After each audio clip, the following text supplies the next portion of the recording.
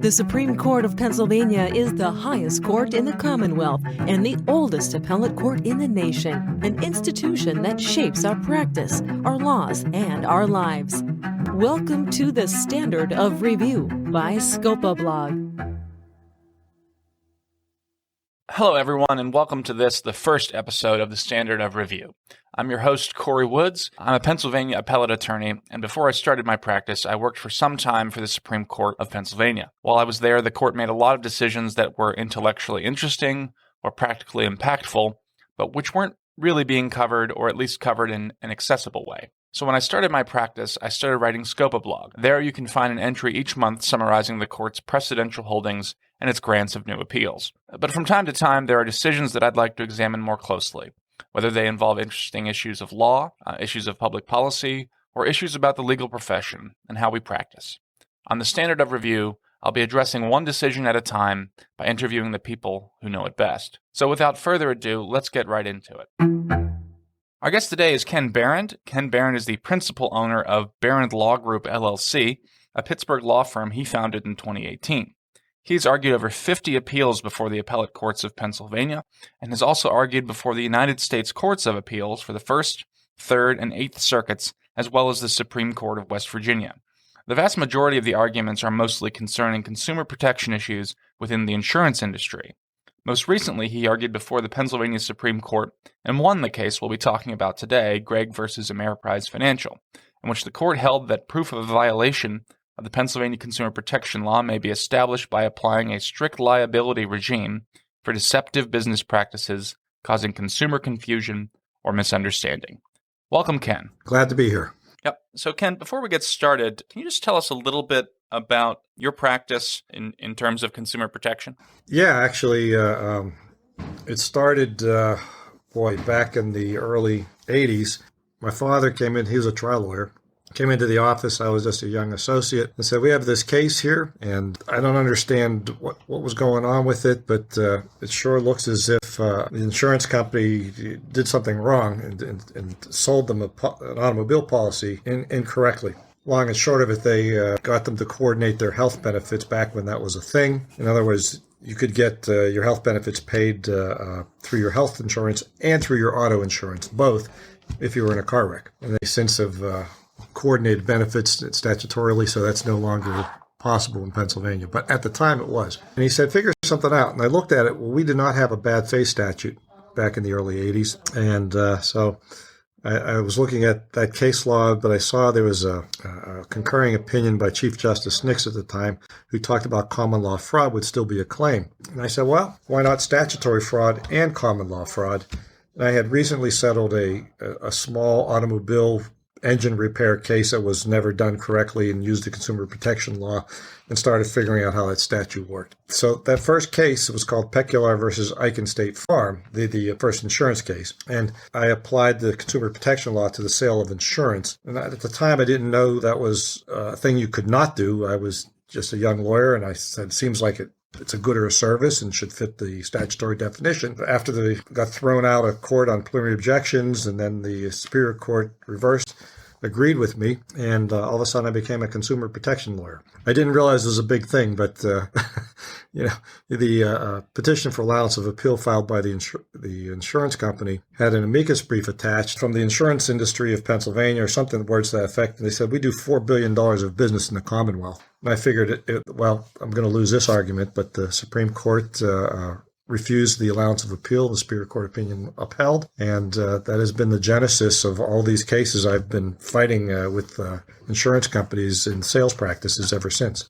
Wow, that's very interesting. So it's almost like thinking of the old Commonwealth versus Monumental Properties case that expanded the CPL into landlord-tenant law. A whole birth of claims was created, and it sounds like you were there for the delivery of, as you say, an entire industry's regulation. Yes, because the other big fight back then was, well, the bad faith, we don't have that. We have an Unfair Insurance Practices Act, and there's no private right of action. That controls all sales practices. Consumer protection should not overlay when there's already one statutory scheme in place for the Unfair Insurance Practices Act. Again, the Superior Court rejected that argument also, so they allowed for the private right of action to go forward. So, Ken, before we jump into Gregg proper, maybe we could start with a little bit of legislative history with respect to the Pennsylvania Unfair Trade Practices and Consumer Protection Law. As I understand it, it was enacted way back in 1968 with a private cause of action added in 1976. And back then, the statute prohibited, in addition to a number of specific deceptive business practices, quote unquote, fraudulent conduct that caused consumer confusion or misunderstanding. And in the ensuing years, the courts really ran with the term fraudulent. Is that right? Yeah, that's a fair statement. And I'll get into the fraudulent aspect in a second. But first, I want to say that how the statute came into being. The Federal Trade Commission was having problems with so much consumer fraud going on in our country that they could not do enough enforcement actions. So they approached all the state's attorney generals and said, would you enact individual state-based consumer protection laws based upon the Federal Trade Commission Act? And they all got together as a National Association of Attorneys Generals, and they put together variants of the Unfair Trade Practices and Consumer Protection Law. There seems to be 3 variations of it across the country. Some states are virtually identical to Pennsylvania, and others have a lot of similarities. So that started in 68. Our Attorney General got so overwhelmed that they went back to the legislature. The Attorney General went to the legislature and said, hey, open this up to a private right of action so individuals can bring cases also, because we don't have the manpower to enforce this statute. And that's what happened with the amendment in 76. And at that time, there were 17 subparts that you could sue under, and the 17th was the catch-all, which is where the fraudulent conduct came into play. And what happened, interestingly, there was a dichotomy, a split between the Commonwealth Court and the Superior Court. The Commonwealth Court, all the way back in 1971, I believe it was, before the statute was even passed, started getting into the concept of what is meant by the capacity to deceive, or what is deceptive conduct. And that was first actually defined in 1971 in Commonwealth versus Hushtone Industries, which is under the old 1968 version of the statute. That got followed continuously all the way up and through the Supreme Court in the Golden Gate case back in 2018, or was it 19? Anyway, it was very recent, a Supreme Court decision where they adopted the definition of deceptive practices. And in the Golden Gate case, they cite the Commonwealth versus People's Benefit Services. Well, the People Benefit Services case got it from the Hushtones case all the way back in 1971. So that definition has stayed consistent since the early 70s. The Superior Court, on the other hand, latched onto the fraudulent conduct language in the catch-all statute and said you had to prove all the elements of common law fraud, though no court, when it came down to it, actually required all the elements. They proved they required causation, reliance upon the misrepresentation, and then actual damages were the only 3 elements of common law fraud that are actually ever applied in any of the opinions. So, but because of that dichotomy, you have a line of cases coming up one way through the Commonwealth Court, where it's a little easier to prove a consumer protection violation, but that's through the Attorney General. And then you had the private right of action, which was supposed to mirror the Attorney General action, not to be different. So the courts were struggling over how do you put these two together, and ultimately led to the amendment in 1996, which was designed to bring the two courts together, though it did not initially do that. Yeah, and Ken, if we could talk just a little bit about, first of all, the legislative change in 1996 goes from fraudulent conduct to fraudulent or deceptive conduct. Now, it's my understanding that was not particularly well received initially, and some courts even just seemingly ignored it. Is that correct? Yeah, you had the history of the Commonwealth Court embraced it immediately in the Commonwealth of Percodani, saying very clearly that deceptive conduct, you can't ignore the language. It has to be applied. It means something other than fraudulent, and then goes through some of the history, and deceptive is something lesser than fraudulent. Well, the Superior Court continued to fight that, and there was a resistance there for some reason, and it took a number of years before eventually, I think it was in the Bennett v. Masterpiece Holmes case, where the Superior Court finally said, hey, no, this is wrong. We've been interpreting it wrong for all these years. We've been applying the pre-amendment language to the post-amendment cases, and that was wrong of us to do so. And that's when they started catching up and started joining, but that still did not resolve the issues. You mentioned that this kind of dichotomy exists for a pretty long period of time with no apparent reason. Do you think? Well, let me just ask: do you have any understanding of why the Superior Court might have been so resistant to that change? Do you think it's something institutional, or just sometimes when attorneys and then judges see words like fraudulent, they feel a little more comfortable going back to the common law than conducting statutory interpretation? I have found, generally speaking, that judges are uncomfortable with the consumer protection law. I mean, the older generation of judges, which is shifting and moving now, I mean, they were brought up and taught common law in law school, and then they see it's an anti-fraud statute was passed. Well, they figure, well, I know common law. That's my comfort zone. I'm going to stay within my comfort zone and continue to apply the same understanding I have of the law to this new statute. Yeah. And as the statute evolved, they didn't change their interpretation. Yeah. And do you think to some degree that the fact that I believe the private right of action has treble damages of up to, I think it's 3 times the amount of actual damages plus costs plus fees. Do you think there's something of a floodgates argument or at least motivating factor on the bench to kind of prevent too much consumer litigation? And obviously that's a subjective term, too much, but too much in the particular judge's point of view? I've heard noises to that effect. I have no evidence of it, seen no proof of it. There's been no study that confirms anything even remotely close to that. I think it's one of these presumptions that sounds like it could be a thing, but when it really gets looked at, it's not there. And more importantly, the statute was designed to curb unscrupulous business practices in our Commonwealth. And it's something that, the legislature felt very strongly about, and that's why they adopted the statute. And then they allowed for the private right of action because people were being taken advantage of. And the judges, slowly but surely, are coming around to understanding that it is a broader statute. It is designed to protect the consumers, and they need to take an active role in protecting consumers. So we're still in the early 2000s, and we've still got the intermediate appellate court split here in Pennsylvania over, what's really happening with this language, deceptive conduct. Does that ever get resolved by the Superior Court before Gregg? Not well. The closest was the discussion in the Bennett case, but it doesn't really close the door because Bennett had some other issues in it that it didn't clarify the point sufficiently enough to get us all the way home. So quite frankly, it wasn't until Gregg came back and said, look, this is a very specific intent statute. You do not have to prove intent. It's a strict liability statute. That clarified the point and made it, crystal clear that either, if you violated it, now the court has to take action. It doesn't matter whether the vendor intended or not. There's no language about intent in the statute. That was something that was being infused or added by the courts, and improperly so. And the first case that really clarified that point is this Gregg case against Ameriprise. Yeah.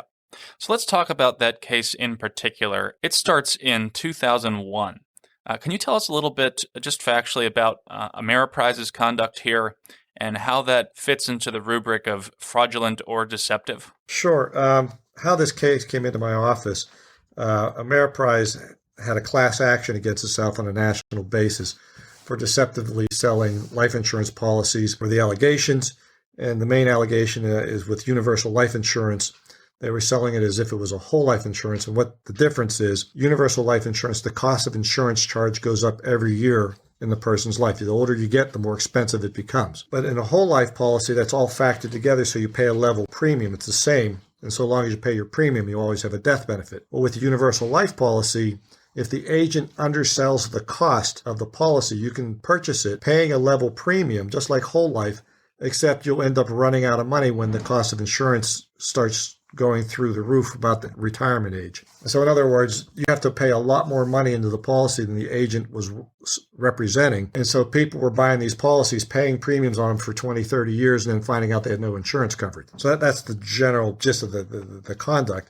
But this concept didn't start with Ameriprise. It actually started, first case I filed was in 1991 against Metropolitan Life, called Lassoon versus Metropolitan Life. And there were the same business practice. Every major life insurer was doing it in the country. Allegheny County, we had over 600 lawsuits filed against various life insurance companies starting in the mid-90s through the early 2000s. And the Ameriprise was sort of the end of that wave of cases. And I should say that this is a part of an approach to consumer protection cases, that multiple issues were resolved over the course of the various life insurance cases. Gregg is sort of the culmination of a number of issues. I had to argue in a case called Toy versus Metropolitan Life was what type of reliance was required. And that went to the Pennsylvania Supreme Court. And that was decided in 2007, but that case was filed in 1994. There, the court said justifiable reliance is required. And actually, I should go back one step. Pecular versus Icahn State Farm in 1986, consumer protection law was applied to the sale of insurance, so which I mentioned earlier. But that's when this all started. So then we have the toy case. Then there was Agliori versus Metropolitan Life, which defined what is meant by an ascertainable loss under the statute. Then the Lassoon case I just mentioned versus Metropolitan Life talked about the measure of damages. Was it just your out-of-pocket loss, or can you get reasonable expectation damages? And the court said it's either one, whichever is greater. Then there's a case of DeArmond versus New York Life. These are all cases I argued. There, the defense wanted an offset applied to the treble damages, and when do you do the offset? That was one of the issues in DeArmond. It's after the trebling, then the offset occurs. Whether treble damages should be awarded is a case I did not argue, but I cite too often, is Metz v. Quaker Highlands. And that talks about the standard of when and why a court should treble the damages. The burden of proof I had to argue in Bain versus Ameriprise. It's the preponderance of the evidence. The defense was arguing for clear and convincing evidence under the fraud standard. And I said, no, it's a statute. It's preponderance of the evidence. Then, what are the expectations of the consumer when you're starting to look at the damages issue? And the reasonable expectations doctrine was applied to consumer protection sales also. And that, of all crazy things, was in the case of Nouse versus General American, which I argued in the Eighth Circuit Court of Appeals. And that got there because I filed cases against General American in Pittsburgh. They get in Allegheny County. They got removed to federal court, and then they got transferred to the class action down in St. Louis.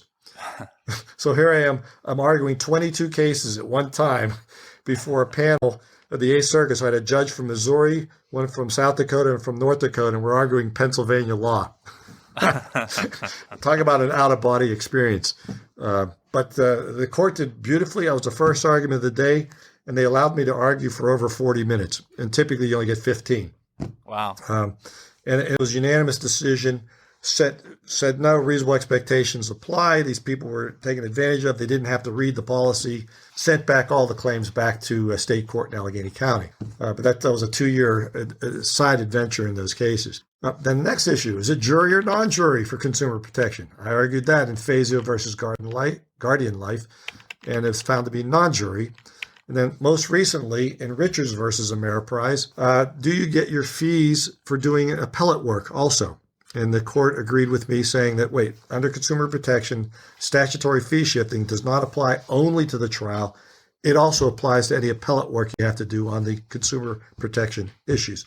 In that particular case, plaintiff won, Ameriprise appealed, came back down. We asked for our fees for the appeal. Ameriprise objected to that. It got appealed a second time. And now we're back down on that after the second time, and we're putting in our fee petition is going in now for and waiting on a decision for the second appeal.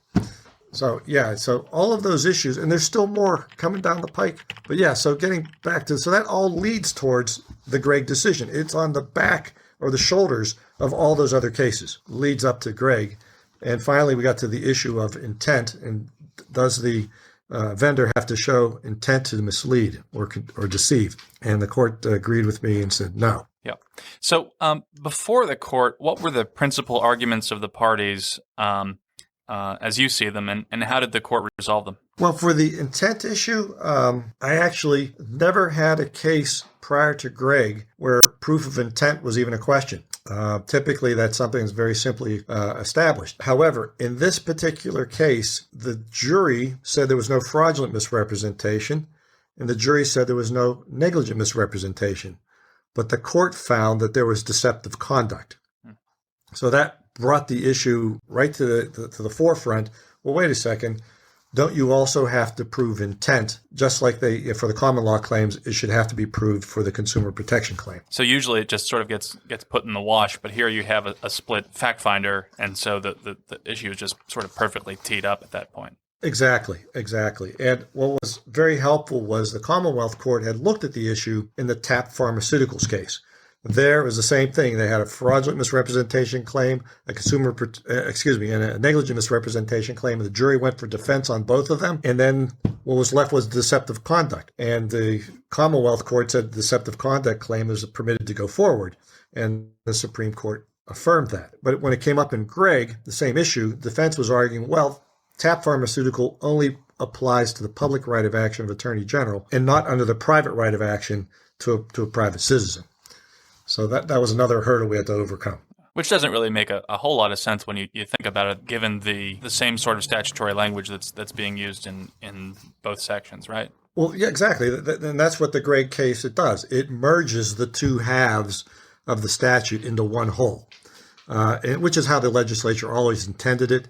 The only remaining significant distinction is the proof of reliance. And under the Attorney General, they don't have to prove a consumer relied upon deceptive advertising. They can just say it's deceptive advertising and stop it. Whereas in a private right of action, the consumer must state that they relied upon that deceptive ad on buying the product. I'm just using deceptive as an example. And why I do that, because there's been a number of class actions that were attempted, and they all were shot down because you could not prove class-wide reliance. Whereas in Attorney General class, it's not an issue. Yeah, and so I kind of want to push on that a little bit, because in Gregg, there's some conversation about the requirement of justifiable reliance deriving from the causation element in the statute. And there's also language in which the court refers to it being upon, a burden upon the vendor to eradicate business practices. This isn't that are deceptive in nature. It's not the burden of the consumer. I guess my question is, do you see that as potentially winnowing away at least certain aspects of the justifiable reliance requirement? It appears to create a crack in that wall. I argued parallel to this issue in Toy versus Metropolitan Life. The statute clearly is a causal connection. In other jurisdictions, the word language as a result of means causal connection. Doesn't mean justifiable reliance. And I argued that to the Supreme Court. And indeed, there was a 1968 decision of the Supreme Court interpreting the words as a result of to mean a causal connection in a different statute. Supreme Court did not go with me on that point. So I argued in the alternative that there are different levels of reliance, and that the lowest level of reliance is something called statutory reliance, which is another way of getting to a causal connection, that you do not have to show justifiable reliance. And the court, again, did not go with me on that in the Toy case. However, it's an issue that is contrary to most consumer protection laws across the country. Typically, where you see a requirement of justifiable reliance with the statutory claim is where there are punitive damages could be awarded under the statute. Where there are only remedial damages, like Pennsylvania has, or treble damages are remedial. In all of those statutes across the country, there is no justifiable reliance requirement. So I'm hoping that as the evolution keeps progressing forward with the understanding these types of claims under the statute, that we can get to that point that justifiable reliance could eventually be removed. Because again, it's not in the language of the statute. It's not there. Yeah. Well, thank you so much, Ken, for taking the time. It's definitely apparent that Gregg has been something of a capstone so far in a career that's spent, really beefing up consumer protection across Pennsylvania. And as a consumer, thank you for doing that over the last couple of decades. You're welcome. And it wasn't by design. It was out of necessity. When you have a large number of cases ongoing, and any one of them, I could lose all of them if I lost one of those consumer protection issues. So you had to fight them. And a lot of them, we would win the trial when the insurance company was appealing them. So a lot of these issues got developed because of insurance companies filing appeals, but there were some instances where we were thrown out of court on summary judgment, and we had to bring up an issue and got it presented that way. But yeah, I had no idea when I started down this path that it would be so many issues involved and how many unanswered questions there were with the statute. So it's been a journey. I appreciate that. Thank you. Absolutely. So the ACBA is hosting a webinar on the Gregg decision where Ken will be part of a panel of attorneys and a judge discussing the impact of Gregg on how to prove a unfair trade practices consumer protection law claim. That'll occur on Tuesday, April 27th from 2 p.m. to 4 p.m. Ken, where can folks find more information about that? Just go to the Allegheny County Bar Association website, and they have a little spot to click on for CLE, and you can pull it up. They'll have a list of the upcoming events that they're having, and look for the April 27th, and you'll see the webinar there. Excellent. Thanks again, Ken, for taking the time and joining us here today. You're welcome. It's my pleasure to be here. That's all for this first episode of the Standard of Review. If you like what you've heard and you want to hear more, please subscribe for new episodes in your podcatcher of choice. If you'd like to reach out, whether to suggest a topic or a guest for a new episode, you can find me on the web at woodslawoffices.com or find Woods Law Offices on Facebook, Twitter, or LinkedIn. Thanks so much for listening, and we'll see you next time on the Standard of Review. Thanks for listening to the Standard of Review by SCOPA Blog. This episode has been brought to you by Woods Law Offices, raising the bar for Pennsylvania appeals. Check them out at www.woodslawoffices.com.